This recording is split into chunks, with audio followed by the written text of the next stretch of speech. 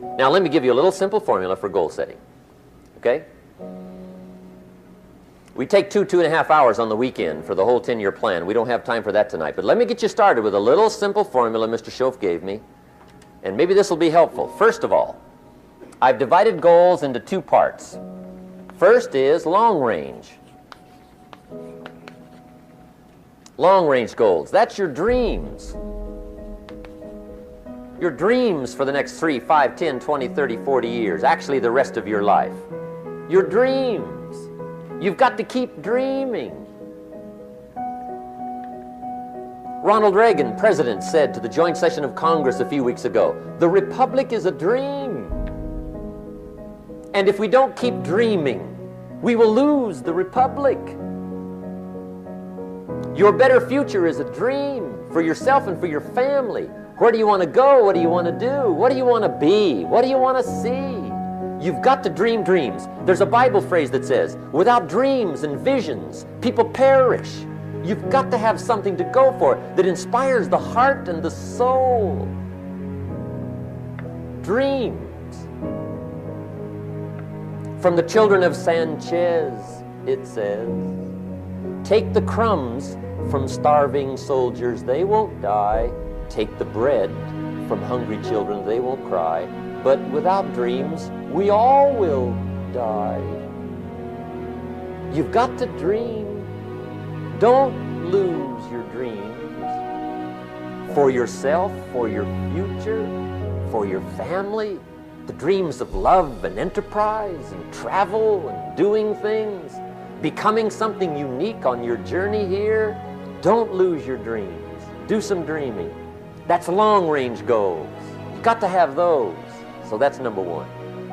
Here's the second part of goals, short range. Short range goals. That's your goals for tomorrow, this week, this month, this year, the immediate future. We call these confidence builders. Because if you set up something short range, go for it, get it, latch onto it, work hard, accomplish it.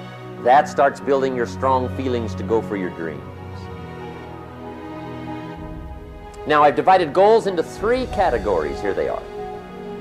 Number 1 is economic. That's your goals for money, income, business, profits, production. Economics. Make sure you've got your economics well planned. Economics plays a major role in everybody's life. Economics is major, which means it ought to be meticulously well planned for tomorrow, this week, this month, this year, long range. What if you asked somebody tomorrow if you could see their meticulously well-planned list of economic goals? What would they probably say? They say, you some kind of a nut? You must be weird. Hey, I found out what success is. Success is doing what the failures won't do. Make sure you've got your economics well planned. It'll put you in the top 5%. One of the key little subjects we talk about on the weekend is the 7 fundamentals for wealth and happiness. And that's one of them, well-planned economics. It's a fundamental if you want to do well. Join the top 5%. Anybody in this room can join the top 5%, if you will. Okay. Now here's the second category of goals, things. Make a list of the things you want. And on my list of things, now I put everything. Little things as well as major things. Doesn't matter how small it is, it goes on my list. I used to just put major things, cars, homes. I don't do that anymore. I now load my list with everything. Everything. And the reason is, part of the fun of having a list is checking it off. That's it. Boy, at the end of the day, if you can go, got it, got it, got it, got it, got it, got it, whatever it is, right? You get into the habit. So load up your list, the things you want. Now, when you check off something major, celebrate. That's an important point to make. Celebrate your achievements. Live it up. Have a party when you reach something you've worked for a while. See, we all grow from 2 experiences. One is called the pain of losing. The other one is called the joy of winning. We need both of them. Amplify them as much as you can, which also means make losing painful. If you set up something, fooled around, didn't get it, put it on yourself. On the other side, if you did get it, congratulate yourself. Self-congratulations is a sign of maturity. Seeking congratulations is a sign of immaturity. But hey, winning and losing, see, that's what it's all about. That's the name of the game. Now, some people lead such mediocre lives, at the end of the day, they don't know whether they're winning or losing.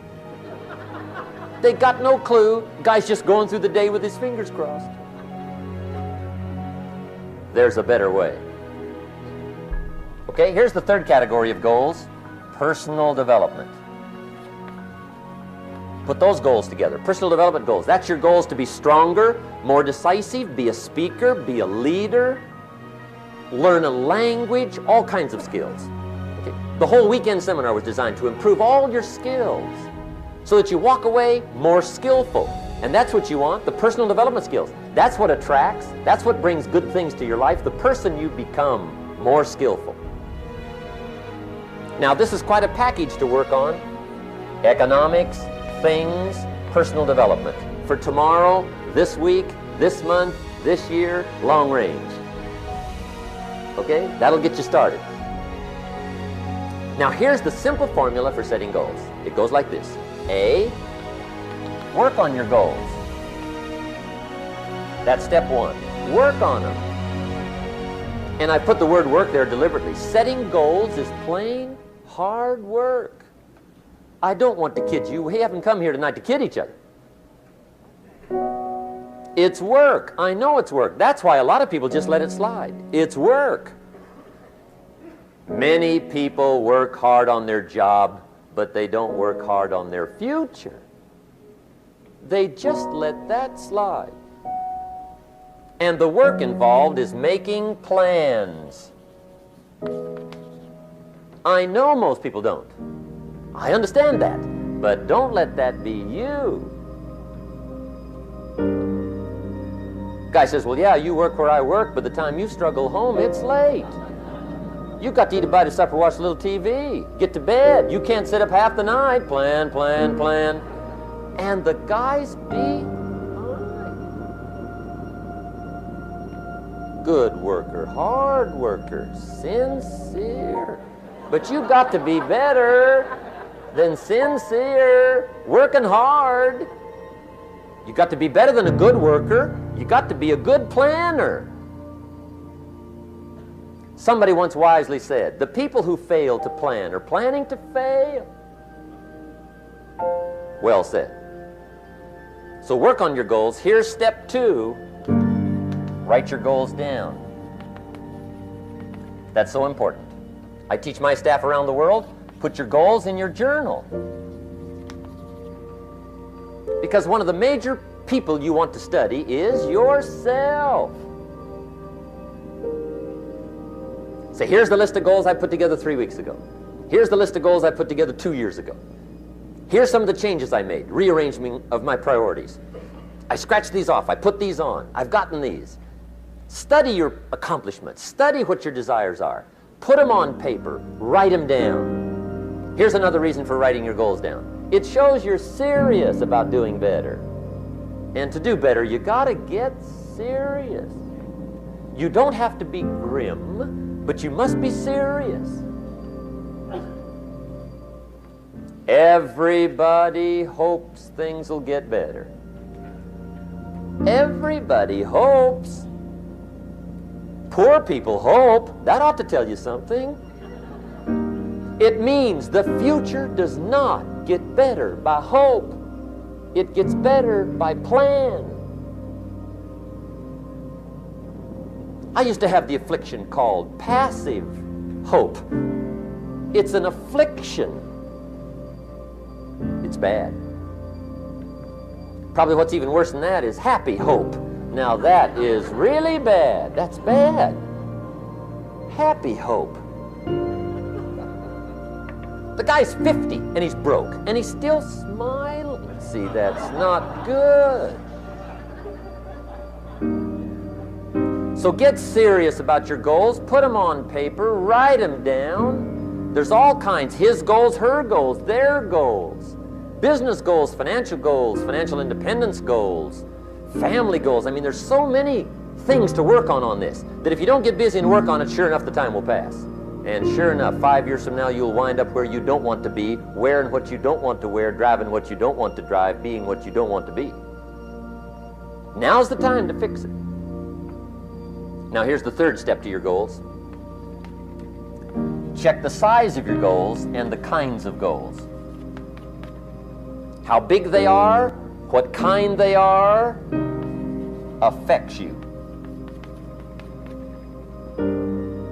And here's one of the important phrases of the evening. Your goals are affecting you, whatever they are.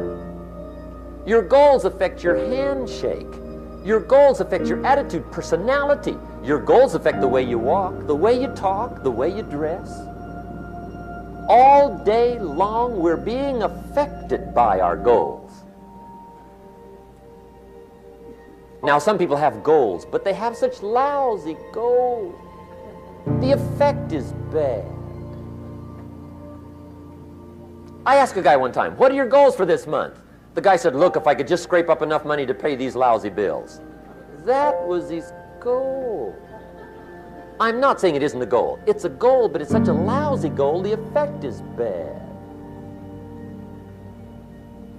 You don't jump out of bed on Monday morning and say, oh boy, another chance to go out and scrape up the money to pay my lousy bills. See, you don't do that.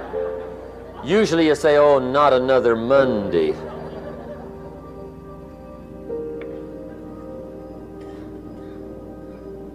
And some people have so given up on life, they have joined the thank God it's Friday club. How sad. Surely those are the same people, when life is over for them, will say, thank God it's over. But I think that's good advice. Don't be a follower, be a student, right? Take advice, but not orders. Take information, but don't let somebody, order your life. Make sure what you do is the product of your own conclusion. Excellent note to make. Make sure what you do is the product of your own conclusion. Not to do what someone else says. Take what someone else says, process it, think about it, ponder it. If it makes you wonder, if it makes you think, then it's valuable. Then when you go take action, make sure that the action is not what somebody told you to do. Make sure the action is the product of your own conclusion. If you'll follow just a little bit of those simple guidelines, I'm telling you, the learning process can be speedy, swift, powerful. Your learning curve can go up, and then applying it to your business, your life, your family, conversations, equities of all kinds. You'll find some progress like I did that first 5 years when I met a teacher willing to share with me, turn my life around. Progress I couldn't believe happened for me. Okay, let's get started.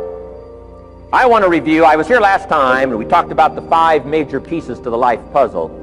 And I just want to review those because it lays such a good foundation for all the rest that I want to share with you today. We got a lot of subjects to cover, so we're going to go rather swiftly, okay? Put on your mental track shoes here and run with me today, because I'm going to deal mostly in concepts. Expect you to, fill in a lot of the details, because I've got a lot to share. I want to get through it all. But let's lay this foundation again of the 5 major pieces. Happens to be the title of my latest book. But I think it is so valuable in laying a foundation. It's some of the things I learned between ages 25 and 30. The teacher who taught me so well. He dealt in these fundamentals, we call these. Fundamentals. We call these basics.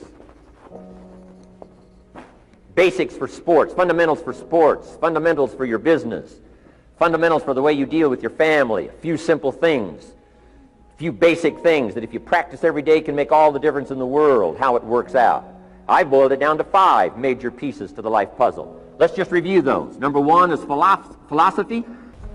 Philosophy, as I taught the last time I was here, philosophy, in my personal opinion, is the major determining factor in how your life works out.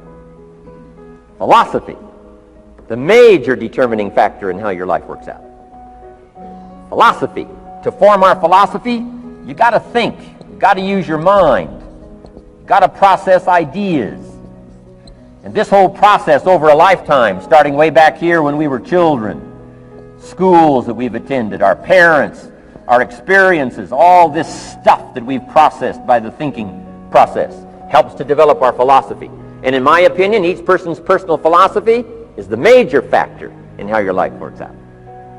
Here's what I called it in that last presentation when I was here.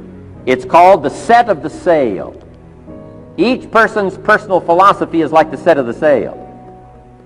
Now, I used to think it was circumstances that ordered my life. If someone would have asked me at age 25, Mr. Rohn, how come you're not doing well? Pennies in your pocket, creditors calling, nothing in the bank, behind on your promises to your family, you live in America, 25 years old, got a beautiful family, every reason to do well, and things are not going that well for you. What is wrong here? It would not have occurred to me to blame my philosophy. I mean, it would not have occurred to me. Saying, well, I got this lousy philosophy, and that's how come I got pennies in my pocket and nothing in the bank, and things aren't working well. That would not have occurred to me. I found it much easier to blame the government. Much easier to blame the tax problem. I used to say taxes are too high. Top tax rate when I first started paying taxes, 91%. Back then, when your income reached a certain level, all your income over that, 91%. So I used to say that's too high. Now the top tax rate's about 33%. But people are still saying what? Taxes are too. See, but you can't use that anymore. If it's gone from 91 to 33, how could it be too high? Come on. I threw all that old excuse stuff away. Some people found it, though, and they're using it these days. My old list. I used to blame the traffic, the weather, used to blame circumstances, right? People say I'm too tall, I'm too short, I'm too old, I was raised in obscurity, raised on a farm, parents of modest means, all the stuff. If you were to ask me, how come you find yourself here, Mr. Rohn, age 25, living in America, land of abundance and opportunity, pennies, zero in the bank, not doing well, creditors calling, it would not have occurred to me to blame my philosophy. I found it easier to blame the company policy. I used to say, if this is all they pay, how do they expect you to do well?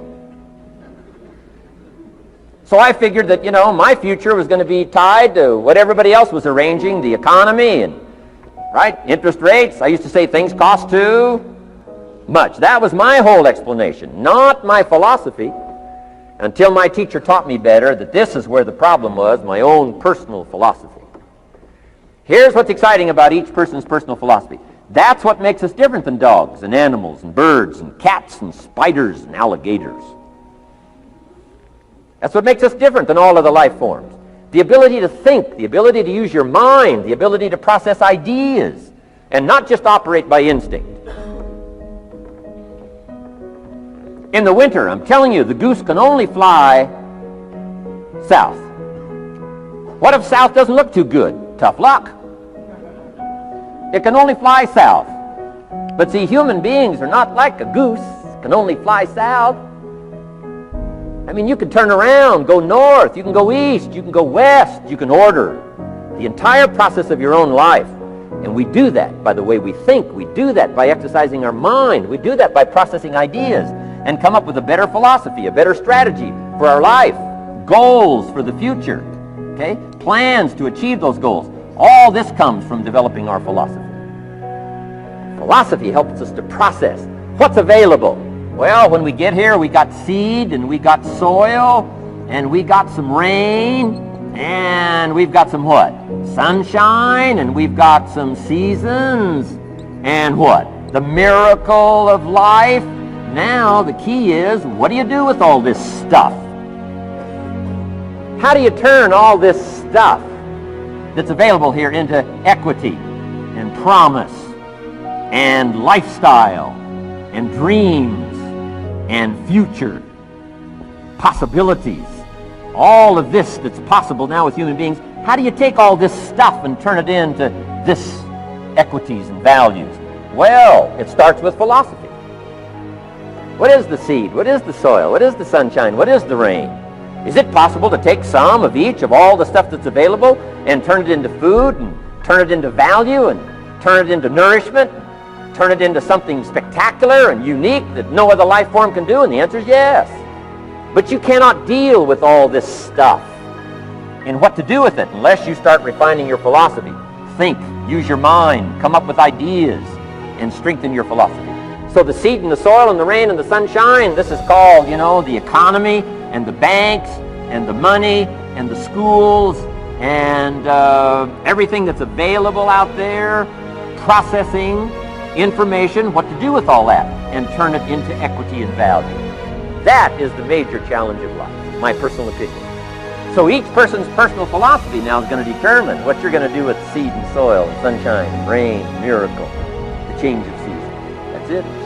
My personal opinion. Each person's personal philosophy is like the set of the same. That's what this seminar is for today. Help you to trim a better sail. You don't need a better economy. You don't need better seed and soil. In fact, when it comes to seed and soil and rain and sunshine and seasons and the miracle of life, that's all you got. Now, what if you blame this stuff? Then you're blaming all you got. If you blame the economy, and you blame the schools, and you blame the teachers, and you blame the sermons and the preachers, and you blame, the marketplace, and you blame the company and company policy, what else is there? When some people get through with their blame list, there isn't nothing else. That's all there is. And if you blame the only thing you've got to work with, I'm telling you, it's called mistake colossal.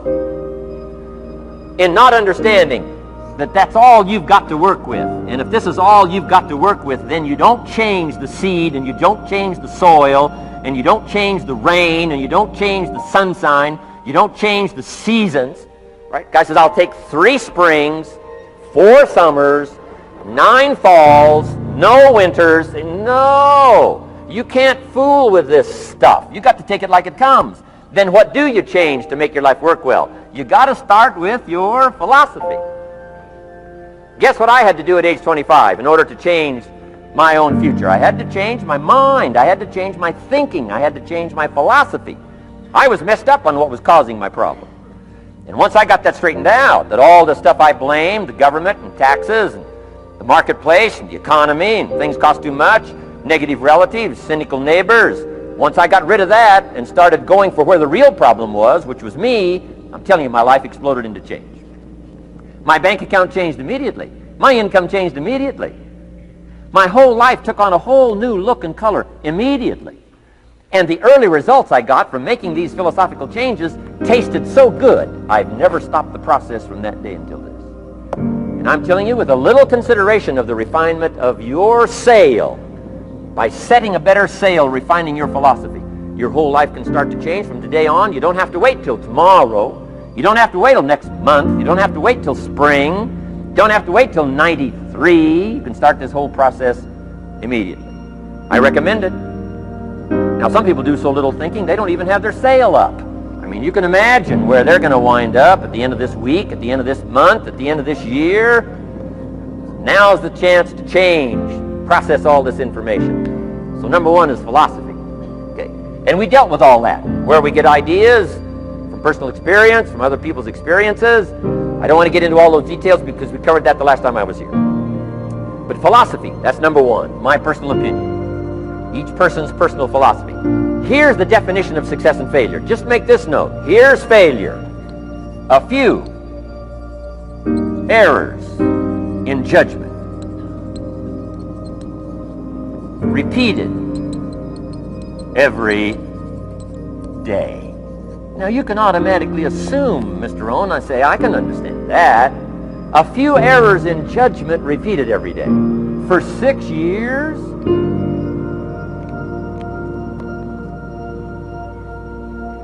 I'm with my father. I think I told this story the last time I was here. My father, 88 years old, he's never been ill, still hasn't retired. Not long ago, midnight, we're getting ready to go to bed. We've drilled a new well, got some extra water, got some more acres going. He's all excited. At midnight, we're getting ready to go to bed. My father's eating what he calls his midnight snack. A little bite to eat before you go to bed. Don't have to go to bed hungry. And I'm watching him eat this midnight snack. Guess what he had? An apple, a few graham crackers, and a glass of grapefruit juice. I said, no wonder my father's so healthy. My mom taught us all those good health practices. Taught me when I'm growing up, right? I'm an only child. I've never been ill. Passed the big 5-0 some time ago. My 2 daughters, 32, 33, never been ill. My grandkids, never been ill. I'm telling you, the legacy lingers on. As I watched my father have this midnight snack, suddenly it occurred to me. I know that's part of it. An apple, what? A day. That's gotten to Dallas-Fort Worth, right? An apple. An apple a day keeps the doctor away. Good question for this intelligent audience. What if that's true? You say, well, Mr. Rohn, if that's true, that would be easy to do. Then what's the problem? It's easy not to do. It's easy not to adopt it as your own personal philosophy. Or the guy messed up the saying. Guy says a Hershey bar a day. Say, no. No. You've been watching too much television.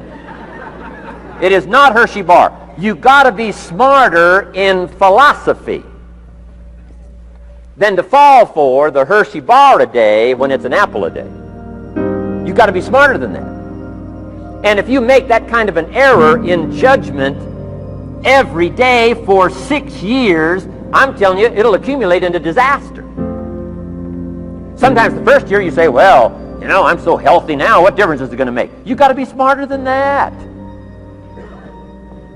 Just because disaster doesn't fall on us at the end of the first day doesn't mean disaster isn't coming. You got to be so smart that you look down the road and say, will the errors in my present judgment of philosophy, what's that going to cost me in 1 year, 6 years, 1 month, 6 months? I'm telling you, the money cost and the health cost and the success cost is too gigantic if you'll look down the road a little ways and say, are there errors in my current judgment like an apple versus a Hershey bar? Is that just a good illustration of some of the rest of my errors in judgment? If it is, that's where I found myself at age 25. I started working when I was 19. I met my teacher who helped turn my life around when I was 25. That's 6 years. At the end of the first 6 years of my economic life, I've got pennies in my pocket. I've got nothing in the bank. The creditors are calling saying, hey, you told us the check was in the mail. I'm embarrassed. I'm behind on my promises. I live in America. I'm 25-year-old American male. I got a nice family, every reason to do well. And I'm messed up. Now, what's messed up? I used to think it was the community that was messed up, and the country was messed up, and the government was messed up. If those Democrats ever get in the White House, that'll really mess things up. If the Republicans stay in power, that'll really mess things up. The economy was messed up. Interest rates are messed up. I thought all this stuff was messed up. Then I found out that's not what was messed up. I was criticizing the only thing I had to work with. What was really messed up was my own personal philosophy. My own errors in judgment in my own personal philosophy brought me in 6 years to pennies in my pocket, nothing in the bank, and trying to explain why I wasn't doing well living in America, 25-year-old American male, got a family, every reason to do well. Now, once I understood this, here's the formula for failure: errors in judgment, being lax about developing your own personal philosophy. I'm telling you, it's called accumulated disaster. It doesn't matter whether it's your health or your bank account. Guy's got an empty bank account, probably has high cholesterol. Why? Over the last 6 years, he never paid attention to either one. And it doesn't matter whether it's a dollar, or whether it's your money, or whether it's your cholesterol count. All you got to do is commit the errors, and just because disaster doesn't fall on you at the end of the first day that you don't eat an apple. You say, well, I didn't eat an apple today, and tonight I'm not ill. Well, you got to be brighter than that. Someday you got to leave first grade. The reason we make those first grade desks so small so they won't fit at age 25. I mean, right? You don't belong here anymore. Come on. Now let me give you the secret to success. Formula for failure: a few errors in judgment repeated every day for 1 month starts the weakness, starts the disaster process. You can imagine what happens in 6 years. Now here's the formula for success: a few simple disciplines practiced every day. And you've started a whole new process called a whole new life. A few simple disciplines practiced every day. And if you decide today to go for the apple instead of the Hershey bar. I'm telling you, you have begun the process of turning your life around. And if you keep up that process, not only with your health habits, but with your money habits and with your communication habits, with your sales habits and management habits and every other habit that you've got, if you'll start that process, eliminate the errors and replace it with disciplines practiced, I'm telling you, you can start this process of life change immediately. After today, you don't ever have to be the same again. Only by choice. You don't have to walk out of here the same as you walked in today. Only by choice. You can start a whole new process. And you say, well, Mr. Rohn, is it that simple? Yes, it's that simple. Where else would you start but with an apple?